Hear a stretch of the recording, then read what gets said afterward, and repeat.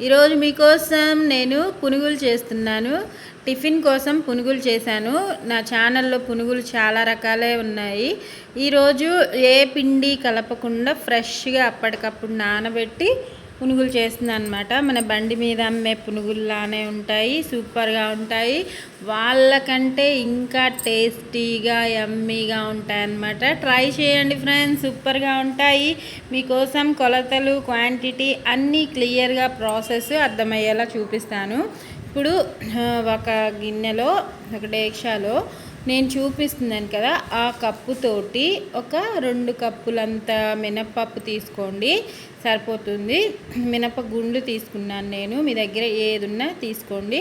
ఈ నేను చూపించే పెద్ద గ్లాసులో ఒక హాఫ్ గ్లాస్ అంత బియ్యం వేసి ఒక 2 అవర్స్ నానబెట్టుకుంటే సరిపోతుంది. ఈ పునుగులు చేసుకోవడానికి మనకి స్నాక్లా తినచ్చు, టిఫిన్లా అయినా తినచ్చు, బ్రేక్ఫాస్ట్లో ఇంకా బాగుంటాయి అన్నమాట. పెద్ద మిక్సీ జార్లో ఒకే వాయికి అయిపోతుంది. పిండి కూడా మా ఇంట్లో క్వాంటిటీని బట్టి చెప్తున్నాను. పిండి ఇలా మెత్తగా పట్టుకోండి, వాటర్ ఏం మిక్స్ చేయొద్దు. వేసుకుంటే కొద్దిగా వేసుకోండి, ఒక టీ గ్లాస్ అంతా. మరీ ఎక్కువగా వేస్తే పిండి బాగా లూజ్ అయిపోయి పునుగులు కన్సిస్టెన్సీ రాదనమాట. అందుకని ఒక టీ గ్లాస్ వాటర్ అవసరం అనిపిస్తే వేసుకొని చక్కగా నేను చూపించిన విధంగా పిండి ఇలా పట్టుకోండి. పట్టేసుకొని సాల్ట్ తగినంత వేసుకొని ఒక 2 స్పూన్స్ అంత వేసుకొని చక్కగా కలుపుకుందాము. ఒక 10 మినిట్స్ బాగా మిక్స్ చేసేసుకొని ఒక హాఫ్ అన్ అవర్ పక్కన పెట్టుకుందాము పిండిని. పిండి నానేలోపు ఆయిల్ కూడా హీట్ అయిపోతుంది. లో ఫ్లేమ్లో పెట్టుకొని పిండి నానిన తర్వాత ఆయిల్ హీట్ పెట్టుకోండి.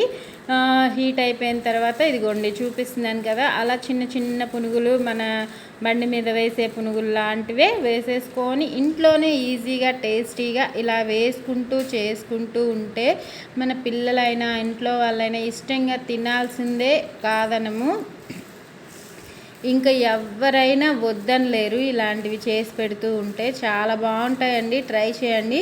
ఇది ఫస్ట్ వాయి కాబట్టి ఆయిల్ లైట్గా హీట్ అయినట్టు అనిపించింది కాబట్టి హైలోనే పెట్టాను ఫ్లేము. ఇవి బాగా కలర్ వచ్చేంత వరకు హైలోనే పెడుతున్నాను, ఫస్ట్ వాయి కాబట్టి. ఇంకా నెక్స్ట్ ఆయిల్కి మాత్రం మీడియం ఫ్లేమ్కి మార్చేసుకోండి. అప్పుడు మన పునుగులు ఈవెన్గా కుక్ అవుతాయి, లోపలి వరకు బాగా ఫ్రై అవుతాయి. ఫస్ట్ వాయి ఎందుకంటే మన ఆయిల్ అప్పుడే హీట్ అయి ఉంటుంది కాబట్టి ఇంకా అలా అనిపిస్తుంది. అందుకని నేను హైలోనే పెట్టాను ఫస్ట్ వాయికి. చెప్పాను కదా, సెకండ్, థర్డ్ మిగిలిన పిండి వేసేటప్పుడు మాత్రం మీడియంలోకి మార్చుకోండి, లేకపోతే పైన కలర్ వచ్చేస్తుంది, లోపల కుక్ అవ్వకుండా ఉంటుంది. ఇంకా చక్కగా వీటిని టర్న్ చేసుకుంటూ 2 వైపులా బ్రౌన్ కలర్, అదే మన గోల్డెన్ బ్రౌన్ కలర్ వచ్చేంత వరకు మనకి కలర్ టెక్స్చరు తెలిసిపోతుంది కదా. వంట చేసే వాళ్ళకి ఎవరికైనా టెక్స్చర్ని బట్టి ఈ పునుగులు ఫ్రై అయిపోయాయని తెలుస్తుంది. ఇంకా చక్కగా ఇలా కలుపుతూ 2 వైపులా టర్న్ చేసుకుంటూ చక్కగా ఫ్రై చేసుకుంటే మన టేస్టీ పునుగులు రెడీ అయిపోయినట్టేనండి. చూడండి ఎంత కలర్ఫుల్గా భలే ఉన్నాయి కదా. వీటిని ఇంకా పక్కకి మీరు ఒక వాయిని పక్కన పెట్టేసుకొని సెకండ్ది కూడా వేసాక 2 కలిపి లాస్ట్లో ఒక్కసారి ఫ్రై చేసుకోండి, అప్పుడు ఇంకా క్రిస్పీగా వస్తాయి.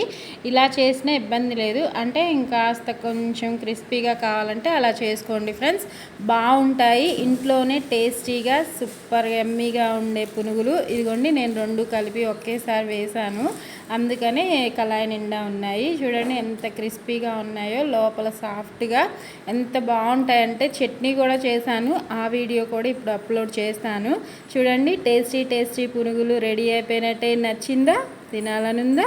అయితే చేసుకోండి, తినండి. మీకు ఎలా వచ్చిందో కామెంట్లో పెట్టండి. నా వీడియోస్, వంటలు నచ్చితే లైక్ చేయండి, షేర్ చేయండి, సబ్స్క్రైబ్ కూడా చేసుకోండి ఫ్రెండ్స్, నా వీడియోస్ నచ్చితే.